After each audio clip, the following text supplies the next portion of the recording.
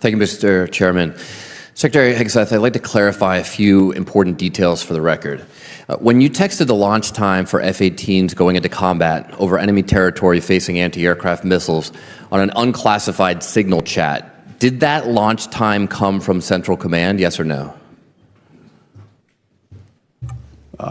I know what you're referring to, and there were no It's a very simple question. Did it come from? It's a very simple question. Did it come from Central Command? Well, in this committee, no way in which I communicate or what I communicate on a successful strike is something that I would share. So you can't even identify the combatant command under which this operation occurred. Can you explain why any of them were fired? Like, just explain why was... They all serve at the pleasure of the president. And I think no, I'm just asking you why. General Kane is a great example. I'm just asking you why. That we need. You probably learned at Princeton what why means. Why did you fire him? They serve at the pleasure of the president, and we want better representation in each and every of those. You can't explain why you fired any of them? Seth Moulton didn't just question Pete Hegseth, he dismantled his entire defense. Moulton asked one simple thing: was the combat launch time you texted on Signal classified? Hegseth couldn't say yes, couldn't say no, and couldn't explain why 8 generals were fired without reason. Well, everybody knows the... Okay, so everyone knows the Central Command. So when Central Command sent you this information, did they send it on a classified system or an unclassified system? Well, as you know, having served yourself, any way that the Secretary of Defense communicates or provides information in and of itself is classified and not to be discussed. So what was the classification marking of the launch time when it was sent to you? Because DoD regulations require information on classified systems to be marked. What was the classification mark time? Yeah, what was the classification marking? Because again, classifications of any information in an ongoing operation that was successful are not things that would be disclosed in a public forum. You can very well disclose whether or not it was classified. It's not classified to disclose whether or not it was classified. And in fact, DoD regulations state that any classified information has to be labeled with its classification. Was it classified secret or top secret?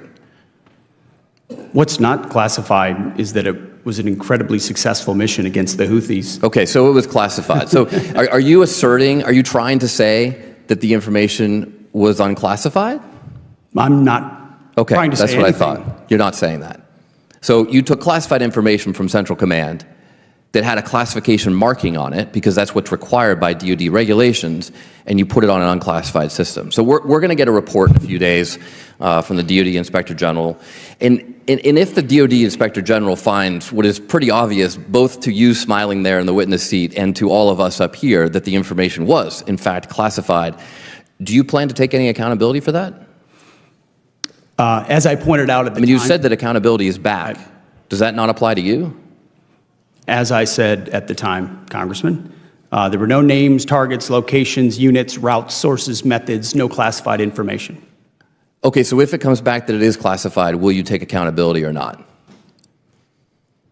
We've already established, you've already admitted that it was classified because everything you get from CENTCOM is classified. You just explained that to me. That's how you justified not answering the question. Not what I said. I didn't confirm any classification or okay, so if it is what confirmed, I know is that will you take everything accountability? I share, everything I talk about, Mr. Secretary, does accountability apply to you or not? Is classified whether I talk or not. Does it apply to you or not? Does what apply to me? Accountability. You said accountability is back at the Secretary. And you know what? The Houthis were held accountable for shooting at our ships. I'm just asking if it applies to you. Very successfully. I'm not asking about the Houthis. The previous administration let our ships get shot at, and nothing was done about it. And thankfully, because of the skill and courage of our troops on the battlefield, asking about we actually put them in a place where they called for a ceasefire. I reclaim my time. I'm just asking if accountability applies to you. It's a very simple question. We use leadership by example. Of course. Unlike, I serve at the pleasure of the president like everybody else does. So it only applies to the president, not to you. I serve at the pleasure. You talked about the success of the Houthi operation. About how much money did it cost? How much money did you spend on missiles shooting at the Houthis? Well, you'd have to compare that with what it cost. I'm just asking how much did it cost? Divert our shipping lanes around. I'm told it's several $100 million, maybe close to $1 billion. How many U.S. flagged commercial ships have transited the Red Sea since your so-called successful operation? Well, thankfully, unlike the previous administration. The answer is zero. military vessels transit. No, I didn't ask just about this military week. vessels. I Well, which asked would about be the commercial precursor vessels. for How many civilian and commercial vessels? transit, It's been several weeks. thankfully. How many commercial vessels, U.S. flagged, have Well, transited the would Red you, Mr. Congressman, put civilian ships The through questions dam are not to before me, military Mr. ships? Secretary, So they're to you. We have responsibly put military The answer ships is zero. through first. I reclaim my time. How many generals and admirals have you fired? I don't know the exact number, but You don't know the number. It's 8. Can you explain why any of them were fired? Like, just explain why was... they all serve at the pleasure of the president. And I think No, I'm just asking you why. General Kane is a great example. I'm just of asking a you leader why. that we I need think you at probably this learned time. at Princeton what why means. Why did you fire him? They serve at the pleasure of the president, and we want Why better did you representation fire in him? each and every of those. You can't each and explain every why one you of those fired any of places. them? What Seth Moulton does in this hearing isn't just questioning Secretary Hegseth, it's strategic, real-time oversight. This isn't political theater or a performance for the cameras. Moulton constructs a methodical trap, using nothing but facts, and Hegseth walks straight into it. This is how oversight is supposed to work: calm, precise, and unrelenting. It's the system showing the public what happens when someone at the very top is confronted with the same rules everyone else must follow. Moulton's approach is deceptively simple. He doesn't complicate the discussion with hypotheticals or policy debates. He starts at the foundation with the most basic, essential question: where did the launch time for the F-18 jets come from? A yes or no question. And immediately, Hegseth refuses to answer, not because he lacks knowledge, but because admitting it would dismantle every excuse he's relied on.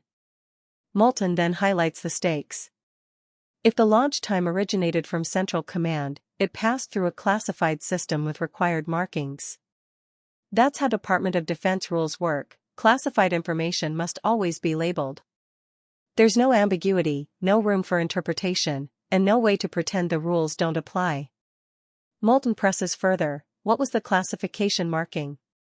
Secret? Top secret?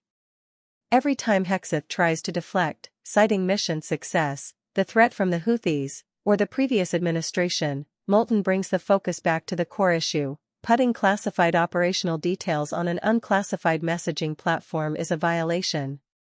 This isn't a political gotcha. It's one of the most fundamental rules in the U.S. military.